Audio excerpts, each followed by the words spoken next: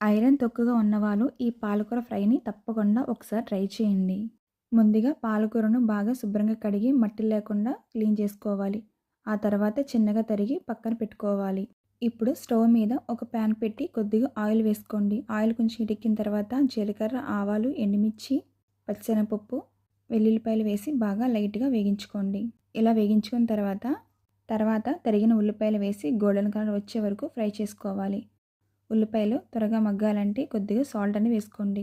ఇప్పుడు తరిగిన పాలకూరను వేసి బాగా కలిపి మూత పెట్టి ఒక 5 నిమిషాలు లేదా 7 నిమిషాలు మగ్గించుకోవాలి. పాలకూర మెత్తగా అయిన తర్వాత ఇలా పాలకూర వేసాం కదండి, వాటర్ అంతా ఇంకిపోయిన తర్వాత 1/2 టీ స్పూన్ కారం, అలాగే పసుపు వేసుకోండి. అలాగే మనం సాల్ట్ వేసాం కాబట్టి చూసి వేసుకోండి. ఇప్పుడు మళ్ళీ మూత పెట్టి ఒక 5 నిమిషాలు లో ఫ్లేమ్లో ఒకసారి ఉడికించండి, సరిపోతుంది.